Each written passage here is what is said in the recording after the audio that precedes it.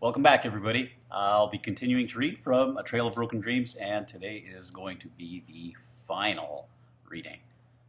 October 17, 1862. Finally, Father and I had a good talk about Mama and shared a few tears over her passing. I gave him Mama's wedding ring and watch that I'd carried all this way. I told him I'd try to break my fault of stubbornness for her, but he pointed out that perhaps it was my being stubborn that kept me going all the way over prairies and mountains to find him. He gave me back the watch for my own and said Mama would be very proud of me. That brought more tears. I told him of Luella and William and the Owens taking them to Toronto. It sure felt good to put that worry on someone else's shoulders. He said he'd send a letter with Talbot and old Jackson to mail once they got to Victoria, telling the Owens they were not to take Luella and William away, as he would be back in the spring to get them. Father said he had sent us 2 other letters, but they must have arrived after I left or gone astray. A day of goodbyes, dear diary. Old Jackson stopped by and said he didn't turn John over to the judge after all, but to Thomas, which we both agreed might be worse than the judge. Old Jackson then said that he didn't think he'd come back to Caribou in the spring. He says he doesn't like to be in one place too long. I finally got the nerve to ask him where he came from, and he hemmed and hawed, and then finally he said he used to be a bank manager in New York City. I wonder if he really was a bank robber. And then he told me all about New York City. It sounds wonderful. Talbot also came by, though he'll be back, as you'll soon discover why, dear diary. And wasn't his face a picture when he saw me in a skirt? We sat on 2 chairs in the hotel lobby like perfect strangers while he said his goodbyes. I asked him to send me news of the Schuberts if he could, as I often think of them. It was only when I saw him to the door that I remembered this was Talbot, my best friend, and gave him a quick hug. He grinned and said, "See you in the spring, Harry." And we weren't strangers anymore. As I promised, dear diary, I will tell you why I know Talbot will be back. It is because Father has given shares in the claim over to Talbot and Mr. Dyer for their kindness in caring for me on the journey. At the mining office, I asked the clerk to check the claim registration again, as he had told me Father's name was not on it. His name was there, right under his partner, Sam Simpson's. I knew that clerk didn't look very hard. Then Talbot and I both had the same thought, that Henry and Joe should own a share too. The proper papers will be drawn up in Victoria once Henry and Joe are located. Father has given me a small share of my own. He asked if I wanted to return to our old home back east once we got William and Luella back. I thought about it, but told him I liked the country out here and would be happy to stay.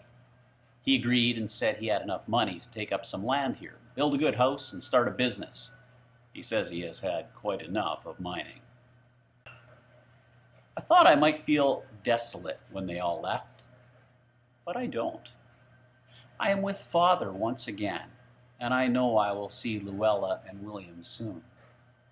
It was quite an adventure seeing prairies, mountains, rushing rivers, and gold dust.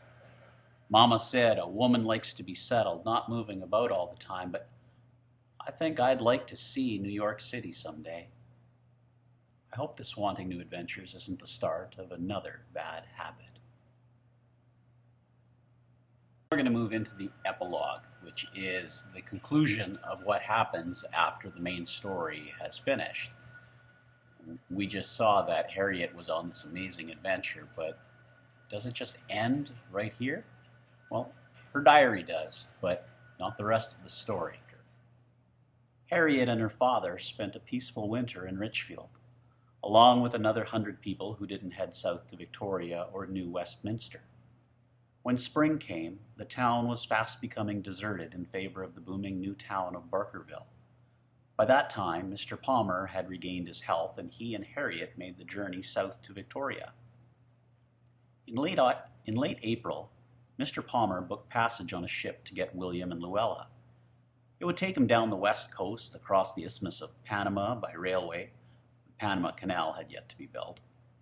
then by ship back up the eastern coast of the United States and overland by train and steamship to Fort Garry. Traveling across the country before the Canadian Pacific Railway was completed, over 20 years later, was quite involved. While her father was gone, Harriet boarded with a family in Victoria and attended St. Anne's Academy.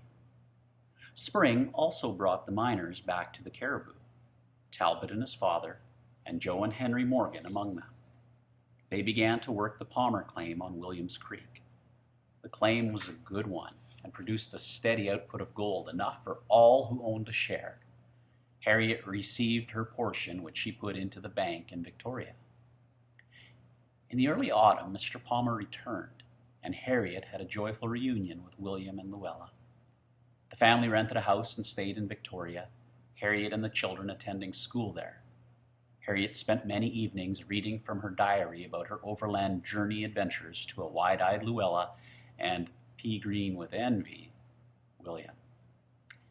In the spring of 1864, Mr. Palmer moved the family to the Okanagan Valley in the interior of British Columbia, where he homesteaded 160 acres of land on Okanagan Lake near Trout River.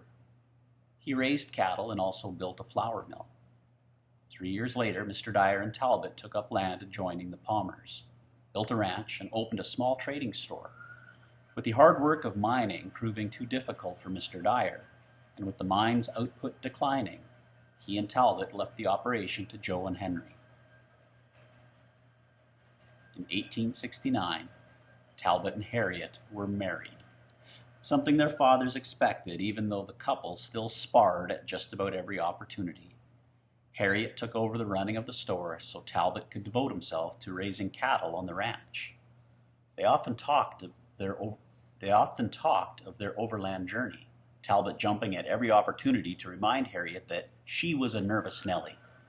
The couple had 6 children, 2 boys, Alfred and Henry Jr., and 4 girls, Luella, Catherine, Elizabeth, and Beatrice. Harriet ran a loving, welcoming household. As there were no schools nearby, she brought in a governess to teach the children.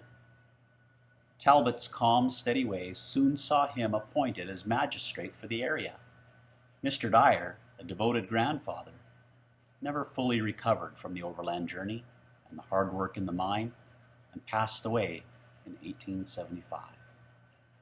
That same year, Joe and Henry Morgan came to stay with William and George Palmer as the mine was no longer producing.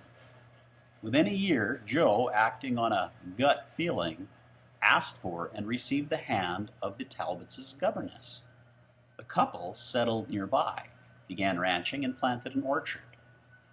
Luella had returned to Victoria in 1865 to attend school at St. Anne's Academy.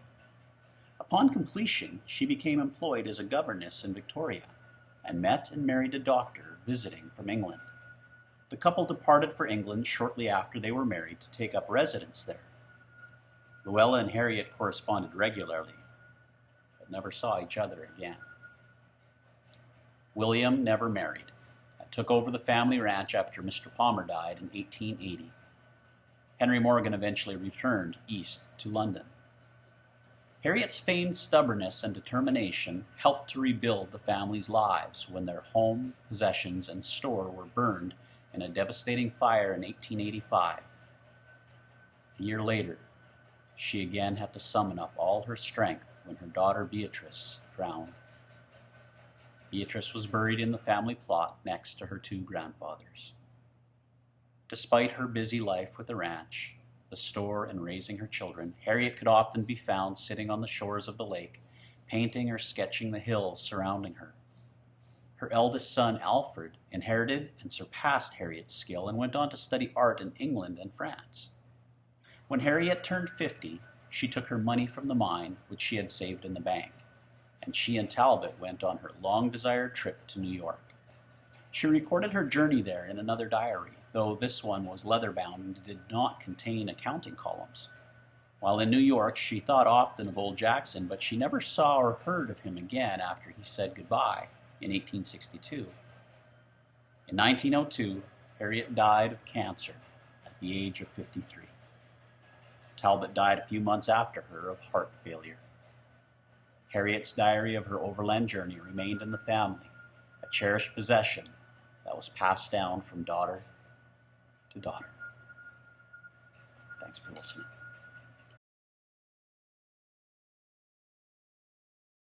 Mama said a woman likes to think I'd like to... Not.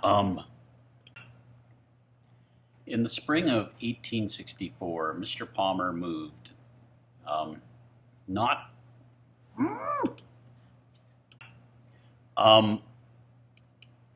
Early autumn, Mr. Palmer returned.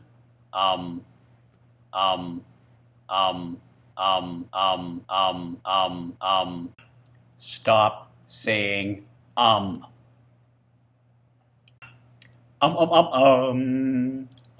Um.